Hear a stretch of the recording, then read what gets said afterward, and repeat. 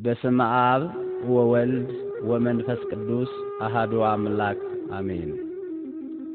በመንገድህ ይጠብቅህ ዘንድ ወዳዘጋጀሁትም ስፍራ ያገባህ ዘንድ እነሆ እኔ መልአክ በፊትህ እሰድዳለሁ።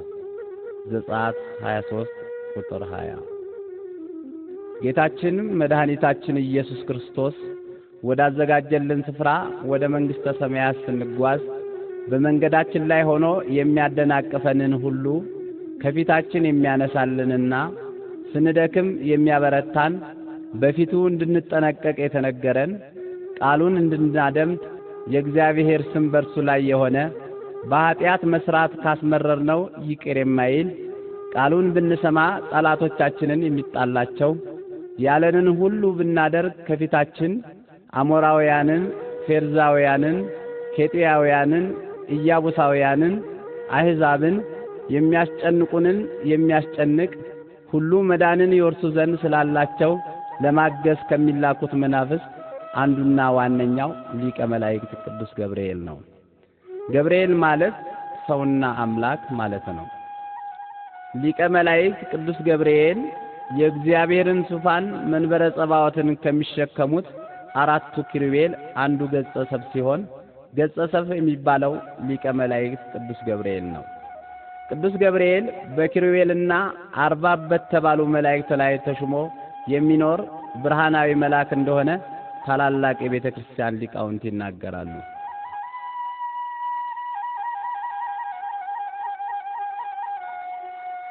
ሊቀ መላእክት ቅዱስ ገብርኤል ከኪሩቤል አንዱ ስለሆነ ቅሩበ እግዚአብሔር አሐዜ መንጦላይት ሰዓሌ ምሕረት በመሆኑ እኔ በእግዚአብሔር ፊት የምቆመው ቅዱስ ገብርኤል ነኝ ሲል ተናግሯል። ዘወትር ቅዱስ ገብርኤል በእግዚአብሔር ፊት ስለሚቆምና ለሰው ልጆች ምሕረት ስለሚለምን ወዳጆቹን ከመከራ ሥጋና ከመከራ ነፍስ የሚጠብቅ መልአክ ነው። ሊቀ መላእክት ቅዱስ ገብርኤል በመጀመሪያ ጊዜ ማኅበረ መላእክትን እንኳ ሳይቀር ያረጋጋ መልአክ በመሆኑ መልአከ ሰላም ይባላል። ድኅነተ ዓለም የሚፈጸምበትን የእግዚአብሔር ቃል የፈጣሪያችን የኢየሱስ ክርስቶስን ሰው መሆን ለቅድስት ድንግል ማርያም ያበሰረ መልአክ በመሆኑ መልአከ ብስራት መጋቤ ሐዲስ ይባላል። እግዚአብሔር ቃል ጌታችን ኢየሱስ ክርስቶስ ከንጽሕት ቅድስት ድንግል ማርያም በቤተልሔም በከብቶች በረት በተወለደ ጊዜ ልደተ ወልደ እግዚአብሔርን ያበሰረ መልአክ በመሆኑ መልአከ ፍስሐ ወሐሴት የፍጹም ደስታ መልአክ ተብሎ ይጠራል። ሊቀ መላእክት ቅዱስ ገብርኤል በሰው ልጆች ጭንቅና መከራ ጊዜ ስሙ ሲጠራ ፈጥኖ ለተቸገሩ ሰዎች የሚደርስ ከማንኛውም አስከፊና አስደንጋጭ መከራ የሚታደግ ኃያል መልአክ በመሆኑ መልአከ ኃይል ተብሎ ይጠራል። ልዑለ ባሕሪ እግዚአብሔር አምላክ አእላፍ መላእክትን በዕለተ እሁድ ከፈጠረ በኋላ ከመላእክት ልቆ የተፈጠረው ሳጥናኤል ወይም ዲያብሎስ የሐሰት አባትና ጀማሪ በመሆኑ እኔ ፈጠርኳችሁ ብሎ የሐሰት ቃል ለመላእክት ተናገረ። በዚያን ጊዜ ለማኅበረ መላእክት ወይቤሎሙ ንቁም በበህላዌነ እስከንረክቦ ለአምላክነ በማለት የሰላም መልአክ ቅዱስ ገብርኤል የፈጠረንን እግዚአብሔር እስከምናገኝ ድረስ በያለንበት ንቁም ብሎ ማኅበረ መላእክትን አረጋግቷል። ማኅበረ መላእክትን ያረጋጋ ሊቀ መላእክት ቅዱስ ገብርኤል ከአባታችን ከአዳም ጀምሮ እስከ ሕልቀተ ዓለም ድረስ የሚነሱትን ሰባ ዓለም የሚረዳና የሚጠብቅ ሊቀ መላእክት ቅዱስ ገብርኤል ነው። ይኸውም የሰው ልጅ ጥንተ ጠላት ዲያብሎስ አዳምንና ሔዋንን ሱባኤ ከገቡበት ባሕር ውስጥ አስወጥቶ ከባድ መከራ ባደረሰባቸው ጊዜ በደብረ ቅዱስ አባታችን አዳምን እናታችን ሔዋንን የረዳ እርሱ ነው። ለአዳምና ለሔዋን ቅዱስ ገብርኤል ከገነት ፍሬያት አዕዋፍ አምጥተው ዋሻዎችን እንዲሞሉላቸው አድርጓል። ለአብርሃም ልጅ ለእስማኤል ከእናቱ ከአጋር ጋር ዋየ ፀሐይ በበረታበት በዚያ በረሃ ውሃ አጥተው በተጨነቁ ጊዜ ሊቀ መላእክት ቅዱስ ገብርኤል በበረሃ ቀዝቃዛ ውሃ አመንጭቶላቸው ጠጥተዋል። ሊቀ መላእክት ቅዱስ ገብርኤል በብሉይ ኪዳን ዘመን የነበሩትን ቅዱሳን አበውን፣ መሳፍንትን፣ ነገስታትን፣ ነቢያትን፣ ካህናትን ከማንኛውም አስከፊ መከራ ጠብቋቸዋል፣ ረድቷቸዋልም። ነቢየ እግዚአብሔር ዳንኤል በአምልኮተ እግዚአብሔር በጸሎትና በስግደት ላይ በነበረ ጊዜ እንዲህ ሲል ተናግሯል። በአምላኬ በእግዚአብሔር ፊት ስለተቀደሰው ስለ አምላኬ ተራራ ስለምን ገና በጸሎት ስናገር አስቀድሜ በራእይ አይቸው የነበረው ገብርኤል ሊረዳኝ እየበረረ መጣ። በማታም በመስዋዕት ጊዜም ዳሰሰኝ፣ አስተማረኝም፣ ተናገረኝም፣ እንዲህም አለኝ፣ ዳንኤል ሆይ ጥበብና ማስተዋልን እሰጥ ዘንድ አሁን መጥቻለሁ። ትንቢተ ዳንኤል ምዕራፍ 9 ከቁጥር 12 እስከ 24። ነቢዩ ዳንኤል ወደ ፈጣሪው ወደ እግዚአብሔር በንጽሐ ልቦና ሲጸልይ ሊቀ መላእክት ቅዱስ ገብርኤል ተልኮ መጥቶ ዳንኤልን አረጋጋው፣ ዳሰሰውም፣ ማስተዋልንና ጥበብን ሰጠው። ምስጢረ ስጋዌንም ገልጾለት መቅደስ ትትሃነጽ እስከ ክርስቶስ ወእምዝ ትትመዘበር ብሎ ተናግሯል።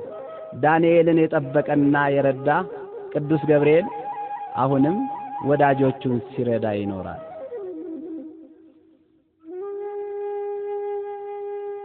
ከነቢዩ ዳንኤል ጋራ በፄዋዌ ወደ ፋርስ ባቢሎን ከኢየሩሳሌም የወረዱ አናንያ፣ አዛርያ፣ ሚሳኤል ወይም ሲድራቅ፣ ሚሳቅ፣ አብድናጎ ተብለው የሚጠሩ 3 ወጣቶች ነበሩ። ታሪካቸው በትንቢተ ዳንኤል ከምዕራፍ 1 እስከ ምዕራፍ 4 እንደተገለጸው እነዚህ 3 ወጣቶች ከኢየሩሳሌም ተማርከው ወደ ፋርስ ባቢሎን እንደወረዱ ንጉሡ ናቡከደነፆርም 3ቱን ወጣቶች አናንያን፣ አዛርያን፣ ሚሳኤልን የባቢሎናውያንን ቋንቋና ጥበብ እንዲማሩ ካደረገ በኋላ በባቢሎን አውራጃዎች አስተዳዳሪ አድርጎ ሾማቸው። በኋላም ንጉሡ ናቡከደነፆር በፍቅረ ጣዖት ተይዞ በአደባባይ ጣዖት አቁሞ ለጣዖቱ በመንግስቱ ግዛት ያሉ ሰዎች ሁሉ እንዲሰግዱ አዋጅ ባወጣ ጊዜ ሰውም ሁሉ ለጣዖቱ ሲሰግድ 3ቱ ወጣቶች አናንያ፣ አዛርያ፣ ሚሳኤል ለፈጠረን ለእግዚአብሔር ብቻ እንሰግዳለን እንጂ ለጣዖት አንሰግድም አሉት። ለጣዖቱ ምስል ያልሰገደ ሰው በነደደ እሳት ተቃጥሎ እንዲሞት ተወስኖ ነበርና ለንጉሡ ለናቡከደነፆርም ያስተማርካቸው የሾምካቸው አናንያ፣ አዛርያ፣ ሚሳኤል ወይም ሚሳቅ፣ ሲድራቅ፣ አብድናጎ ላቆምከው ጣዖት አንሰግድም አሉ ብለው ወሬኞች ነገሩት። ንጉሡም ለጣዖቱ ካልሰገዳችሁ በዚህ አስፈሪ እሳት ተቃጥላችሁ ትሞታላችሁ ሲላቸው 3ቱም ሕፃናት በአንድነት ንጉሥ ሆይ በዚህስ ልንመልስልህ ይገባናል ብለው መናገር ጀመሩ። የምናመልከው አምላካችን ከሚነደው እቶን ያድነን ዘንድ ይችላል፣ ከእጅህም ያድነናል። ባያድነን እንኳን ላቆምከው ላንተ ምስል ለጣዖት አንሰግድም ብለው መለሱለት። በዚያን ጊዜ ንጉሡ ናቡከደነፆር እጅግ ተቆጥቶ የሚነደውን እሳት ከቀድሞው 7 እጥፍ እንዲጨምርና እንዲቦገቦግ አደረገው። የእሳቱም ነበልባል እጅግ አስፈሪ ሆነ። አናንያ፣ አዛርያን፣ ሚሳኤልን ያስሩ ዘንድ ወደሚነደው ወደ እቶን እሳት ይጥሏቸው ዘንድ በሰራዊቱ ውስጥ ከነበሩት ኃያላንን አዘዘ። የዚያን ጊዜ 3ቱ ሕፃናት ከቀሚሳቸው ከሰናፊላቸው ከመጎናጸፊያቸው ጋር በሚነደው በእቶን እሳት ውስጥ ታስረው ተጣሉ። የጣሏቸው ኃያላን ሰዎች ግን የእሳቱ ወላፈን ወዲያውኑ ገደላቸው።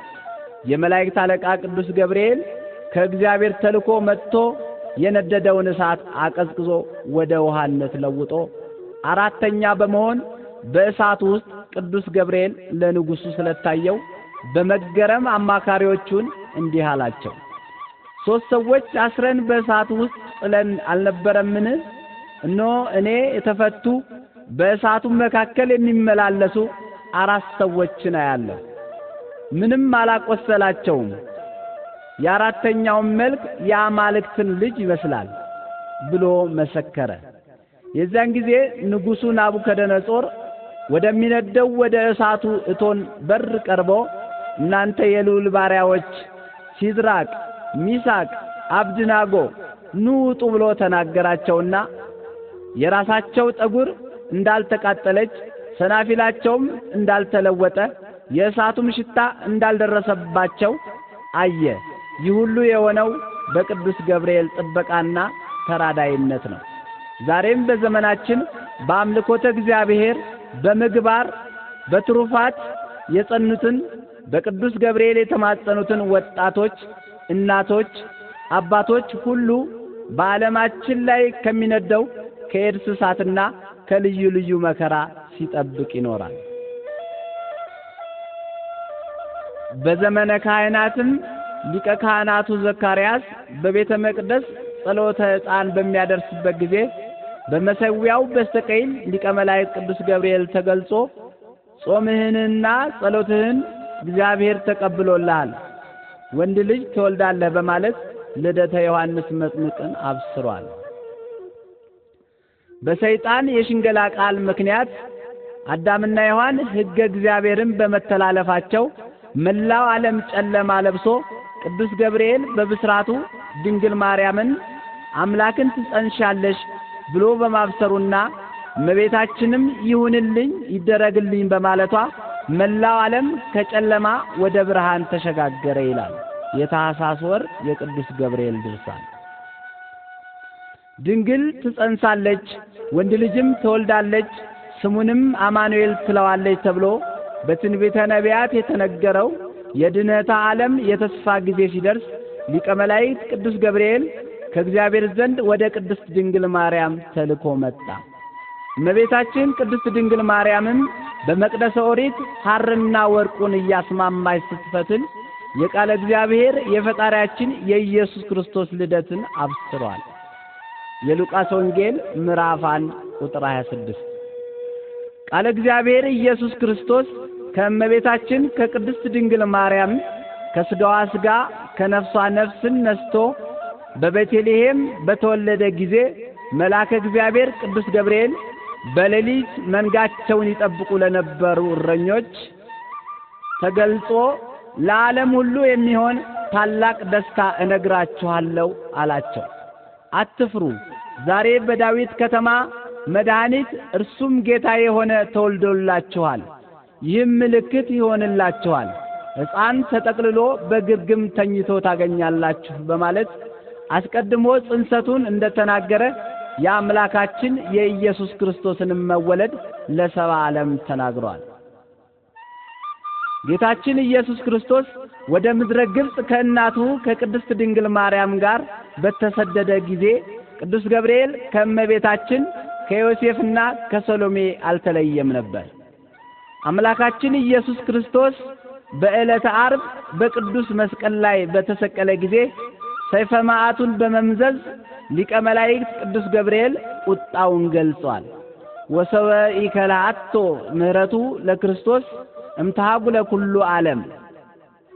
የቅዱስ ገብርኤል የቁጣ ሰይፈ መዓት የክርስቶስ ቸርነት ባይከለክለው ኖሮ ዓለምን ሁሉ ባጠፋ ነበር ተብሎ የተነገረው ስለዚህ ነው።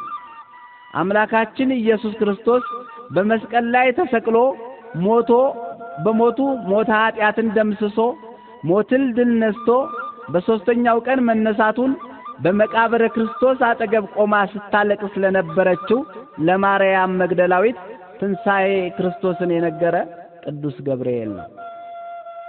ሊቀ መላእክት ቅዱስ ገብርኤል ከፈጣሪው ከልዑል እግዚአብሔር እየታዘዘ ቅዱሳን አበው ሐዋርያትን ስፍር ቁጥር የሌላቸው ሰማዕታትን ማለትም ቅዱስ ቂርቆስን እናቱ ቅድስት ኢየሉጣን ከነደደ እሳት ከነፍር ውኃ ያወጣ እንዲሁም ከጣዕመ ዓለም ከብዕለ ዓለም ተለይተው በገዳም በበዓት የሚኖሩ ፍጹማን ጻድቃንን በየጊዜው የሚረዳና ከአጋንንት ፈተና የሚጠብቅ እርሱ ነው።